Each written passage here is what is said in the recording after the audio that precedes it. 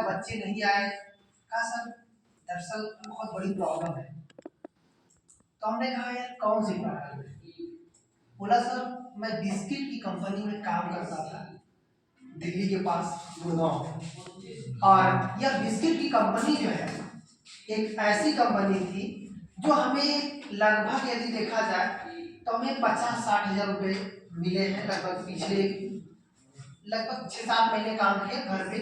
उस 60 हजार में मैंने 20 हजार अपने, एक मेरी बहन है और मेरी माँ है, मेरे पिताजी नहीं है, और उस 20 हजार को हमने क्या किया, मतलब 20 हजार रुपये अपने घर का खर्चा, मेरे पास केवल 40 हजार रुपये है।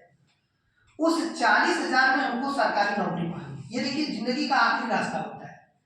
इस 40 हजार में हमको सरकारी नौकरी पानी है सर। तो हमने कहा कि यार ये तो गजब की प्रॉब्लम आपकी। कहा सर इसमें चाहे वैकेंसी आए चाहे ना आए, कोई भी वैकेंसी आए उसमें हमारा सिलेक्शन होना चाहिए। उसके लिए मैं वहाँ 12 घंटे काम कर रहा था, यहाँ मैं 16 घंटे काम करूँगा। वहाँ मैंने अपने शारीरिक रूप से भी काम कर रहा था, यहाँ मैं मानसिक रूप से 16 घंटे काम करूँगा, लेकिन सिलेक्शन होना चाहिए। तो हमने कहा प्रयास करिए, क्यों नहीं हो रहा है? प्रयास करने से और बेहतरीन ढंग से प्रयास करने से ही होता है। तो उस कंडीशन में उस बच्चे ने बता रहे उसकी रेगुलरिटी और उसकी जो डिसिप्लिन था, उसको ये नहीं था, उसको ये था कि जैसे हमने जो भी चीजें पढ़ाया और रेगुलर पढ़कर आना।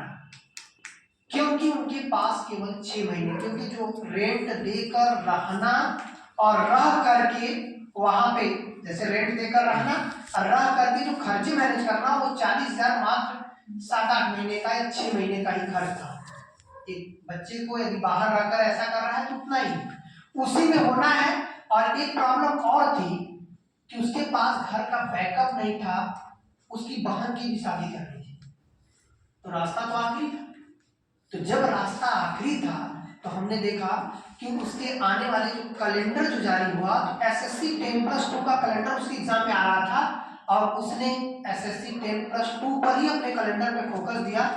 अब बता रहे हैं कि फर्स्ट जब उसने परीक्षा पास की तो उसके बाद का जो निबंध लेखन का काम था, मैंने देखा कि हमें लग रहा है कि बहुत कम ऐसे बच्चे होंगे जो एक एक दिन में 10-10 निबंध लिखते होंगे। उसको कुछ टॉपिक है मैंने निश्चित कर दिया, लेकिन एक एक दिन में उसने 10-10 निबंध लिखता था, पत्र लेखन लिखता था कि किसी भी कीमत पर हमारा पेपर से बाहर नहीं होना है। और वाकई में यही हुआ कि वो पेपर से बाहर नहीं हुआ।